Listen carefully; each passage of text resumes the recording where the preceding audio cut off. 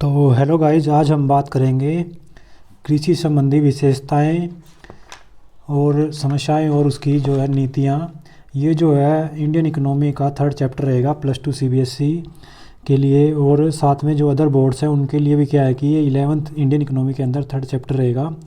बाकी जो other competitive exams हैं उनके लिए भी ये मोस्ट इम्पोर्टेंट टॉपिक है, क्योंकि जो एग्रीकल्चर सेक्टर है उसको इंडियन इकोनॉमी के अंदर या किसी भी अर्थव्यवस्था के अंदर प्राथमिक क्षेत्र का दर्जा दिया जाता है। प्राथमिक क्षेत्र जो है ये होता है, तो इसको हम समझेंगे किस तरीके से ये कार्य करता है। तो चलिए शुरू करते हैं। सबसे पहले हम बात करते हैं कि भारतीय अर्थव्यवस्था में कृषि का महत्व क्या है। तो सबसे पहले तो हम कृषि को ही समझना चाहेंगे। कृषि क्या होता है? कृषि क्या है कि किसी भी अर्थव्यवस्था का प्राथमिक क्षेत्र होता है, और इसको हम क्या है कि रीढ़ मान सकते हैं किसी भी अर्थव्यवस्था को आगे बढ़ाने के लिए। तो इसमें सबसे पहले हम बात करते हैं कि इसके महत्व की, इसके इम्पोर्टेंस की। तो इम्पोर्टेंस में सबसे पहले बात आती है सकल घरेलू उत्पाद में योगदान कितना रहता है, किस प्रकार से योगदान ये करता है। तो सकल घरेलू उत्पाद के अंदर जो योगदान रहता है वो भारत के अंदर किस तरीके से है। तो भारत के सकल घरेलू उत्पाद जीडीपी जिसको बोला जाता है, राष्ट्रीय आय जिसको बोला जाता है, उसके अंदर क्या है कि योगदान ये कृषि क्षेत्र देता है, क्योंकि प्राथमिक क्षेत्र होता है। तो प्राथमिक, द्वितीयक और तृतीयक तीनों क्षेत्रों का योगदान जोड़ के क्या है कि जीडीपी का अनुमान लगाया जाता है। नियोजन की अवधि के दौरान कृषि क्षेत्र का जीडीपी में योगदान अलग अलग वर्षों में 51 से 17.4% के बीच रहा है। समय के साथ क्या है कि इसके अंदर गिरावट आई है। तो हमारी निर्भरता क्या है कि कृषि के ऊपर पहले से क्या है कि कम हो गई है, लेकिन क्या है कि जो इसके अंदर जो जीडीपी में जो योगदान है वो पहले से कम हो गया, क्योंकि हमारी जो निर्भरता है औद्योगिक क्षेत्र और सेवा क्षेत्र के ऊपर ज़्यादा रहती है जीडीपी के लिए। तो इसमें क्या है कि जो पहले के समय से लेके अब तक अगर देखा जाए स्वतंत्रता के समय से, तो 51% से जो हमारी जीडीपी में योगदान है वो 17.4% के बीच रहा है।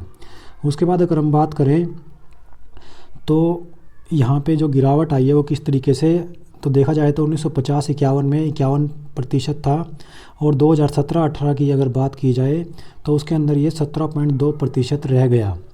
मतलब जीडीपी में योगदान कृषि क्षेत्र का 51% से घट के 17.2% रह गया 2017-18 के अंदर। उसके बाद क्या है कि रोजगार का स्रोत। तो कृषि क्या है, रोजगार का स्रोत मुख्य रूप से है भारत के अंदर, क्योंकि जो भारतीय अर्थव्यवस्था है वो मुख्य रूप से क्या है कि ग्रामीण अर्थव्यवस्था है। तो ग्रामीण अर्थव्यवस्था होने के कारण कृषि के ऊपर निर्भरता ज़्यादा रहती है। तो रोज़गार किस तरीके से कृषि क्षेत्र के अंदर महत्वपूर्ण अपना जो रोल है वो निभाते हैं, उसको हम देखते हैं। भारत में कृषि रोजगार एक महत्वपूर्ण स्रोत है, और भारत में 50% से अधिक कार्यशील जो जनसंख्या है वो कृषि क्षेत्र में लगी हुई है। इसका तात्पर्य यह होता है कि भारत में लोगों के जीवन निर्वाह का महत्वपूर्ण स्रोत क्या रहता है, कृषि रहती है। तो कृषि क्या है, महत्वपूर्ण रोल अपना क्या करती है, निभाती है भारतीय अर्थव्यवस्था के अंदर। और उसके बाद अगर हम बात करें तो अंतर्राष्ट्रीय व्यापार का योगदान किस तरीके से रहता है। तो कृषि भारत के अंतर्राष्ट्रीय व्यापार में महत्वपूर्ण योगदान देती है। भारत चाय, जूट, काजू, तंबाकू, कॉफ़ी, मसाले आदि का निर्यात करता है। यातायात उद्योग का क्या करता है, समर्थन करता है। और भारत में कृषि यातायात उद्योग को महत्वपूर्ण समर्थन क्या है कि प्राप्त रहता है, प्रदान करती है। तो इसमें क्या है कि ये अंतर्राष्ट्रीय व्यापार में भी कृषि का बहुत अधिक क्या है कि योगदान रहता है। तो इम्पोर्टेंस रहती है कृषि क्षेत्र की भी अंतर्राष्ट्रीय व्यापार के अंदर, इंटरनेशनल ट्रेड के अंदर।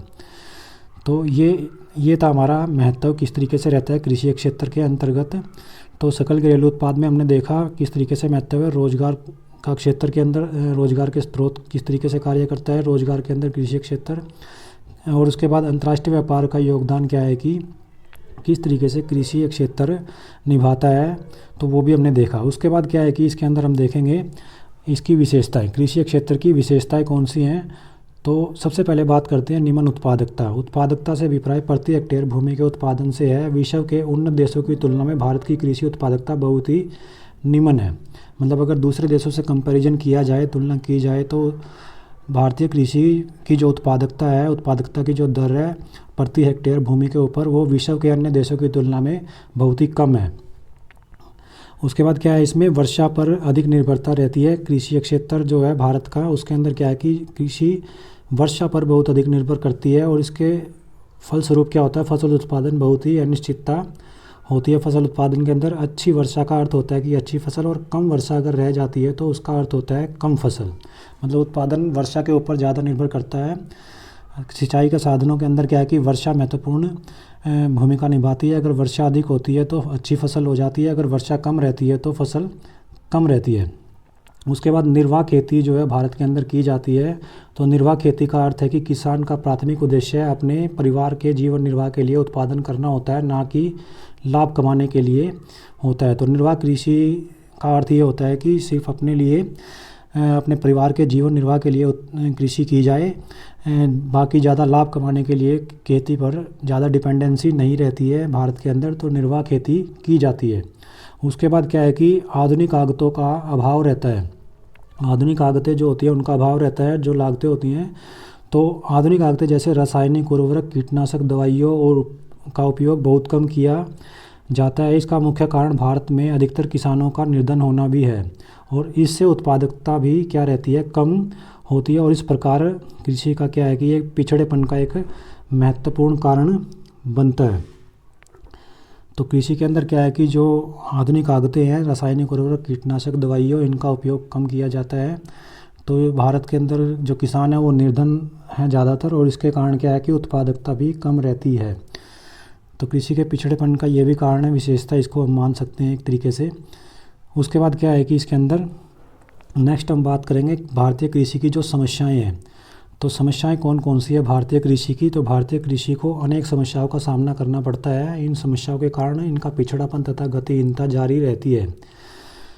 तो कौन कौन सी वो समस्याएं हैं? तो समस्याएं हम देख लेते हैं, लिमिटेशंस देख लेते हैं। तो इसमें क्या है कि भारतीय कृषि, सबसे पहले बात आती है वित्त का अभाव। मतलब कि क्या है कि जो ऋण होते हैं या फिर जो वित्त होता है उसका अभाव रहता है, क्योंकि किसान गरीब होते हैं और उनको ऋण की सुविधा अच्छे तरीके से प्राप्त करना नहीं आता है, या फिर वो प्राप्त नहीं कर पाते हैं। तो भारतीय कृषि का एक अन्य बड़ी समस्या वित्त का अभाव रहता है। अपने ज़्यादातर वित्तीय आवश्यकताओं को पूरा करने के लिए छोटे किसान और गैर संस्थागत स्रोतों पर निर्भर हो जाते हैं। तो फॉर्मल और इनफॉर्मल दो तरीके के जो सोर्सेज होते हैं, उनमें क्या है कि जो इनफॉर्मल सोर्सेज होते हैं उनके ऊपर किसान ज़्यादा निर्भर रहते हैं, छोटे किसान। इस कारण से, जैसे कि इसमें दिया भी गया है कि महाजन और साहूकार, तो इनके ऊपर ज़्यादा निर्भरता रहती है ऋण की, वित्त के लिए। और ये क्या है कि किसानों का एक तरीके से दोहन करते हैं, किसानों का क्या है कि शोषण करते हैं। तो शोषण होने के कारण क्या है कि जो उत्पादकता है या फिर काफ़ी जो कृषि की जो उत्पादकता है उसके ऊपर बहुत ही ज़्यादा इफ़ेक्ट पड़ता है, प्रभाव पड़ता है। वो क्या है कि काफ़ी कम रह जाती है शोषण होने के कारण। और इसमें क्या है कि किसानों की ज़रूरतों की तुलना में संस्थागत वित्त, बैंकों तथा अन्य वित्तीय संस्थाओं द्वारा दिया जाने वाला वित्त की उपलब्धि बहुत कम होती है। गैर संस्थागत जो स्रोत होते हैं उनके द्वारा किसानों की ज़रूरतों की तुलना में संस्थागत वित्त, जो बैंक होते हैं या फिर अन्य वित्तीय संस्थाओं द्वारा दिए जाने वाले वित्त की उपलब्धि बहुत कम होती है। मतलब साहूकार और जो महाजन होते हैं वो संस्थागत जो वित्त बैंक होते हैं उनके मुकाबले कम ऋण की जो है सुविधाएं उपलब्ध करवाते हैं, कम ऋण देते हैं किसानों को। उसके बाद क्या है कि परंपरागत दृष्टिकोण की अगर बात की जाए तो खेती संबंधी परंपरागत दृष्टिकोण भारतीय कृषि की एक और समस्या है। नवीन फार्म तकनीकी के बावजूद भारतीय कृषक अभी भी पारंपरिक ज्ञान को अपनाए हुए हैं। उसके लिए खेती करना जीवन निर्वाह का एकमात्र साधन होता है। तो किसानों के लिए खेती करना जीवन निर्वाह का एकमात्र साधन माना जाता है। तो परंपरागत दृष्टिकोण अपनाए जाते हैं, आधुनिक दृष्टिकोण इसमें नहीं रखा गया है कृषि के अंदर। नवीन फार्म तकनीकों का यूज, भारतीय कृषक अभी भी पारंपरिक क्या है कि ज्ञान अपनाए हुए हैं, ज्ञान को और नवीन फार्म तकनीकों का उपयोग नहीं कर रहे हैं।